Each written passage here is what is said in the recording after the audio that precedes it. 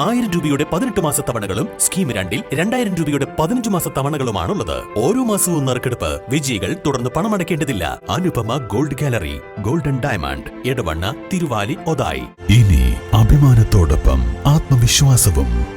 മികവാർന്ന സേവനങ്ങൾ കൊണ്ട് ഓരോ ആഘോഷവും ധന്യമാക്കി.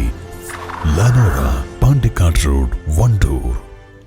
വേനൽ കടുത്തതോടെ നിലമ്പൂർ ജില്ലാ ആശുപത്രിയിലും ജലക്ഷാമം രൂക്ഷമായി. പ്രതിദിനം 2.5 ലക്ഷം ലിറ്റർ വെള്ളമാണ് ഇവിടേക്ക് വേണ്ടത്.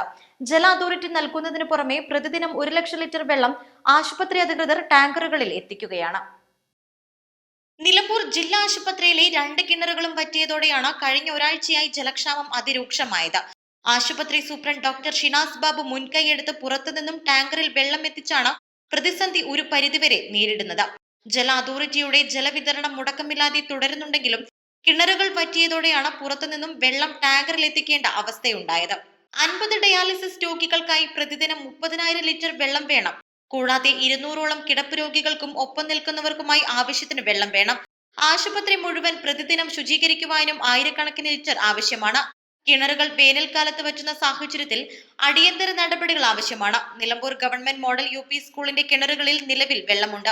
അവിടെ നിന്നും ജില്ലാ ആശുപത്രി ടാങ്കുകളിലേക്ക് വെള്ളം പമ്പ് ചെയ്യാൻ അനുമതി ആവശ്യപ്പെട്ട് നഗരസഭാ ചെയർമാനും ജില്ലാ പഞ്ചായത്തിനും കത്ത് നൽകിയിട്ടുണ്ടെന്ന് ആശുപത്രി സൂപ്രണ്ട് പറഞ്ഞു. നിലവിൽ 2 സെന്റ് സ്ഥലം കിണർ കുഴിക്കാൻ ലഭിക്കണം. എങ്കിലേ പ്രശ്നത്തിന് ശാശ്വത പരിഹാരം കണ്ടെത്താൻ കഴിയൂ. നിലവിൽ കുഴൽ കിണർ കുഴിക്കാനുള്ള ശ്രമം നടത്തിയെങ്കിലും അടിഭാഗത്ത് പാറയില്ലാത്തതിനാൽ ഉപേക്ഷിക്കേണ്ടി വന്നു. ഒരു രക്ഷയുമില്ലെങ്കിൽ ചാലിയാറിൽ നിന്നും വെള്ളം എത്തിക്കേണ്ടി വരും. 5000 ലിറ്റർ വെള്ളം വണ്ടിയിലെത്തിക്കാൻ 2000 രൂപ ചിലവ് വരും. ഇത്തരത്തിൽ 20 ട്രിപ്പ് വെള്ളം ഒരു ദിവസം അടിക്കേണ്ടി വരുന്നുണ്ട്. ഇത് ആശുപത്രിക്ക് വലിയ ബാധ്യതയാകും.